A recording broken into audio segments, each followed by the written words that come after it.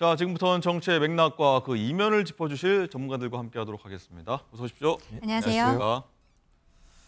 자, 들으신 대로 오늘 국회에서는 김여사 특검법 등 3개 법안 둘러싸고 여야가 좀 강하게 충돌할 것 같다 이런 전망이 나오는데, 자, 이런 가운데 추석 연휴 전후로 김건희 여사가 잇따라 공개 일정을 수행하면서 활동폭을 늘리면서 정치권에서 논란이 계속 커지고 있습니다. 자, 관련 목소리 듣고 얘기 시작하도록 하겠습니다.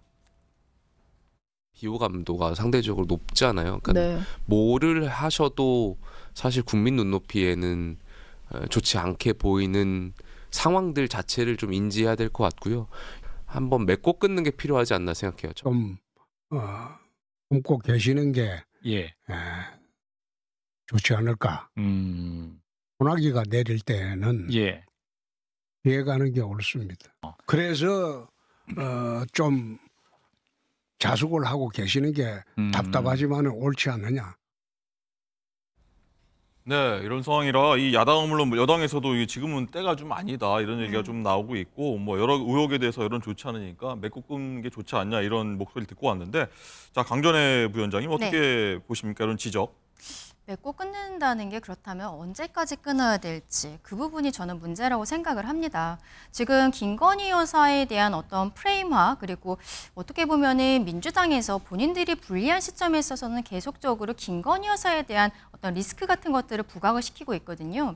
그리고 또 오늘 같은 경우는 아예 김건희 여사에 대한 특검법을 발의를 하겠다라고 하고 있지 않습니까? 그렇다면 지금 윤석열 정부가 시작을 하고 반 정도로 돌아서는 지금까지도 김건희 여사에 대해서 계속적으로 공격을 해오고 있는데, 남은 임기 기간 동안은 안 그럴까요? 저는 마지막까지 그럴 것이라고 생각을 합니다. 그렇다면은 김건희 여사가 지금 뭐 자맹을 한다 이렇게 했을 때, 그렇다면 여사는 어디 있는 것인가, 언제까지 나오지 않을 것인가에 대해서도 문제가 될 수가 있거든요. 오늘도 왜 순방길에 함께하느냐라는 이야기가 있습니다만 당연한 일이라고 생각을 합니다. 그리고 지금 문제 제기하고 있는 것이 이번 추석 명절을 앞두고서는 김건희 여사가 장애아동들이 있는 시설에 가서 아이들과 그림을 그리고 또 청소 봉사를 하고 이런 모습들이었거든요. 거기에 대해서도 민주당에서는 부정적으로 이야기를 합니다. 근데 부정적으로 이야기를 하는 과정에 있어서는 마포대교에 있어서 세계 자살 예방의 날을 맞아서 김건희 여사가 경찰 공무원들과 간담회를 하고, 그리고 마포대교가 자살을 많이 하는 지점이기 때문에 그 부분에 한번 같이 순찰을 동행을 한 적이 있었거든요. 근데 그때 사진을 찍을 때 같이 그냥 이렇게 동행을 한다기보다는 김건희 여사가 손을 들고 있거나 이렇게 지시를 하는 듯한 모습이 있었습니다. 사진 나오고 있군요. 예, 그 사진을 가지고서는 이재명 대표가 그 본회의장에서 보면서 이야기하는 것이 뒤에서 기자들에게 사진을 찍히기도 했었던 이것들이 기억에 남아있는데요. 저런 식의 사진들이 찍힌다는 것이 지금 나오고는 바로 저런 영상입니다. 저거는 대통령실에서 조금은 그 섬세하게 봐야 되는 것이 아닐까라고 생각을 해요. 저런 모습들이 국민들께서 별로 보고 싶어 하지 않으시는 모습이거든요. 다만 일단은 세계 자살 예방의 날을 맞아서 특히 경찰 공무원들이 자살한 사람들이 시신을 수습하거나 이 과정에 있어서의 정신적인 트라우마가 생기는 것, 그런 것까지 좀 세세하게 건드려주는 그런 모습이었었는데 저렇게 안 좋은 이미지로만 남아져 있는 것, 그리고 그 이후에 청소봉사, 아이들과 그림을 그리는 것마저도 이제 밉상으로 만드는 것이 민주당이 만든 프레임이다라고 저는 생각을 합니다. 결과적으로는 저는 앞으로도 김건희 여사는 대통령의 배우자로서 계속적으로 활동은 하되, 여기에 있어서의 그 보도자료가 나가는 방식에 있어서는 대통령실에서 조금 더 섬세하게 봐줬으면 좋겠다라는 생각입니다. 자, 그렇군요. 어쨌든 김건희 여사가 행보를 보여도 일단은 말이 나온 상황, 또 행보를 안 한다고 하면 안 한다고 또 말이 나온 상황인데, 어쨌든 대통령실 입장에서는 진정성을 좀 봐달라는 입장인데, 김정욱 행정관은 이 상황을 어떻게 보십니까?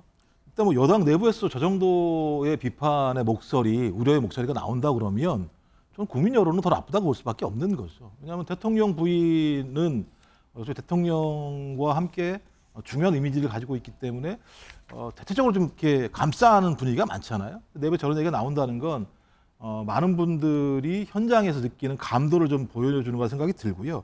가장 큰 문제는 그 대통령 부인이 이 문제가 있기 이전에 이미 공천 개입 논란이 발생을 했었고, 황제조사 문제가 있었고, 명백 논란 같은 경우는 거의 제가 볼 때 전국을 압도했던 상황이었었는데, 전 9월 10일 날 마포대교 순찰 사진 컷이 매우 중요했다고 생각이 들어요. 왜냐하면 사진은 메시지거든요. 무슨 기자가 찍어서 보낸 게 아니기 때문에 자체 내부에서 그걸 찍어서 송출을 해서 보내준 건데. 대통령실에서 배포를 한 거죠. 예, 그런 내용을 보게 되면 대체적으로 대통령인가 본인이라고 하는 이미지를 만들어준 측면이 꽤 있습니다. 뭐 그렇다고 치더라도 그 이후에 9월 12일 날 도이치모터스 주가 조작 2심 재판이 있었는데 2심 재판에서 손모 씨 같은 경우가 유죄를 받았어요. 대통령실이 뭐라고 그랬냐? 1심 때 손모 씨가 무죄를 받으니까 손모 씨가 무죄니까 대통령 부인도 무죄라는 논리를 얘기했습니다. 근데 이번에는 재판 결과에 대해서 아무런 말도 하지 않겠다고 얘기를 하는 이런 모습을 보게 되는 것. 그다음에 또 대통령 부인과 관계가 있다라고 하는 코바나 콘텐츠의 후원사인 21g이 시공 건축을 했던 관저 이런 부분과 관련해서 부실 의혹이 감성으로 밝혀진 이런 상황 정도가 있다면 전 대통령실에서 리스크 관리 차원에서라도 대통령 부인의 행보에 대해서 좀 가급적이면 좀 자제하거나 아니면 이런 부분들을 공개하지 않는 방식을 통해서 좀 배려를 했어야 된다는 생각이 드는데 전혀 그렇지 않기 때문에 이런 결정을 어떻게 할 수가 있지? 좀 그렇다면 이건 대통령 부인의 어떤 행보에 대해서 대통령실 내부에서 누구도 예를 들면 여기에 대해서 제재하거나 아니면 제한할 수 없는 거 아닌가라는 우려가 있기 때문에 발생한 문제라 생각이 들어서 저는 대통령실 차원에서도 이 문제 같은 경우는 좀 중대하게 고민을 한다고 생각을 합니다. 그리고 강전혜 부위원장 좀 전에 언급을 했습니다만 체코 순방에 김건희 여사가 동행한 걸 두고서도 일단은 이런저런 말들을 지적이 나오고 있는데 김종욱 행정관 계속 이어서 질문드리면 그러면 저기 체코 순방도 그러면 오르지 말았어야 되는 겁니까? 어떻습니까? 제 생각에는 안 간 적 있지 않았습니까? 총선 전에는 안 갔었잖아요. 예를 들면 순방 자체를 갖다 예를 들면 연기를 해버렸지 않습니까? 다 아시겠습니다만 지지율이 지금 매우 낮게 나오는 상황입니다. 지지율이 낮게 나오는 모든 상황이 대통령 부인 리스크는 아닙니다만 대통령 부인 리스크도 상당히 큰 역할을 했고요. 지금 순방이 다 그 대통령께서 얘기하듯이 소위 체코와의 원전 수주를 위한 나름대로의 어떤 계약 체결을 위해서 하는 거 아니겠습니까? 네, 조금 전 순방길에 나선 영상입니다. 예. 말씀하신 것처럼 그러니까 지금 예를 들면 한 체코 원전 동맹을 맺겠다, 계약을 체결을 해낼 수 있도록 우호적인 조건을 만들겠다고 얘기한 거니까 저는 굳이 저기에 대통령 부인이 동행할 이유는 없다라는 생각이 분명히 들고요. 좀 이런 정도의 상황이 있으면 갔다 오더라도 국내 문제가 저렇게 불거지게 되면 갔다 온 성과가 좀 더 낮게 평가될 가능성이 있거든요. 그럼 이번 참에는 굳이 저기를 같이 안 가셔도 좋을 거라는 생각이 들었고 또 그렇지 대통령 부인이 따라가겠다고 하더라도 대통령실에서 이러이러한 조건들을 고려했을 때 안 가시는 것이 대통령의 어떤 순방 성과를 더 높일 수 있다는 판단도 하실 수 있을 거라는 생각이 드는데 저렇게 가시니까 많은 분들이 대통령 부인 말에 대해서는 누구도 제어 못하는 거 아니야? 라고 하는 논란들이 더 커질 수 있겠죠. 네. 그 영상에서 그리고 보셨겠지만 윤 대통령과 한동훈 국민의힘 대표가 악수하는 모습이 지금 뭐 곧 나올 텐데 어떻게 보십니까? 강전혜 부위원장이 일단은 대통령과 여당 대표가 좀 갈등이 있었다는 부분을 이제 뭐 감출 수 없는 부분이기도 한데 자 지난번에 추석 선물도 한동훈 대표가 대통령에게 보냈고 이번에 또 지금 나오다시피 순방길 배웅이 나섰고 악수까지 했습니다. 이 관계 회복에 도움이 됩니까? 어떻습니까? 일단 또 오늘 보도를 보면은 순방길 배웅을 넘어서서 이제 다음 주에 입국을 하신 다음에 24일경이 되면은 지도부와 만찬 지난 30일에 원래 하기로 했었던 미뤘던 만찬을 하는 것으로 언론에 보도가 되고 있습니다. 결과적으로는 대통령과 그 한동훈 대표와의 갈등 관계에 있어서는 이제 국민들께서 어느 정도는 다 인지를 하시는 상황인데 결국 멀어질 수는 없는 관계 아니겠습니까? 그리고 또 다시 생각을 해보면은 20년 동안 가장 가까운 관계였고 한동훈 대표 입장에서는 윤석열 대통령이 있었기 때문에 본인이 법무부 장관 그리고 이후에 비대위원장을 넘어서 지금으로서는 당대표의 자리까지 올라올 수 있었다라고 생각을 하는데요. 지금 여기에 있어서 한동훈 대표가 윤석열 대통령과의 뭐 차별화를 하느냐 이러한 이야기는 더 이상은 큰 의미는 없다라고 저는 개인적으로 생각을 합니다.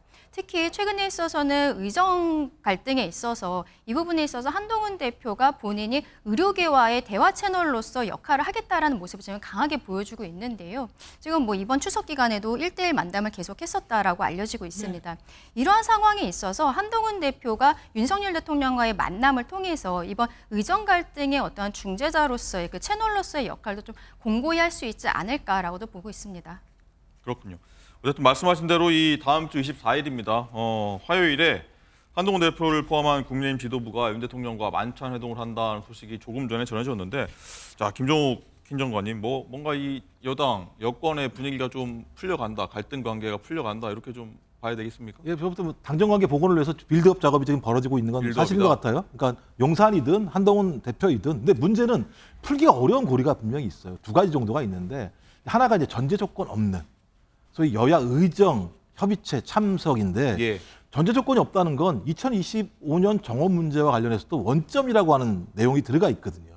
근데 이 문제가 포기된다는 건 대통령의 의료개혁 자체가 약간은 예를 들면 허물어질 우려가 분명히 있습니다. 이렇게 됐을 때 대통령이 이 부분을 수용할 수 있을 것인가에 대한 부분이거든요. 그리고 또 한동훈 대표가 이 부분을 갖다 밀어붙여가지고 성사시킬 수 있을 것인가. 근데 이게 쌍방이 윈윈할 수 있는가. 그렇지 않은 사안이라는 거죠. 한쪽은 거기에 따른 여진이 발생할 수밖에 없다는 거 하나 하고요. 또 하나는 계속 한동훈 대표가 의료계와 비공식적으로 만나고 있고 협의를 진행하고 노력을 하고 있다고 얘기하고 있는데 네. 이 노력의 진정성과 관련해서 여기를 허무는 내용들이 나오기 시작하는 거예요. 그러니까 박단 전공의 단체 대표 같은 경우가 무슨 얘기를 했는데 거짓과 날조 위에 신뢰를 쌓을 수 없다라고 그냥 저격을 해버렸습니다. 그 내용은 뭐냐면 한 번도 비공개 만남 이후에 만나준 적이 없었다라고 얘기를 하고 있는 상황이기 때문에 소위 의료계에서 가장 핵심은 전공의가 복귀를 해야 되는 측면들이 분명히 있거든요. 그래서 빌드업이라고 하는 측면들은 저는 분명히 필요하다고 생각이 듭니다만 이것이 잘 진행되지 않았을 때에는 상당히 큰 논란이 있을 수 있다는 생각이 들기 때문에 저는 누구든 이 부분과 관련해서 양보 또는 제3의 대안이 나올 필요가 있다고 생각이 드는데 제가 볼 때 쉽지만은 않을 것 같다. 이런 느낌이 들긴 합니다. 네네. 예.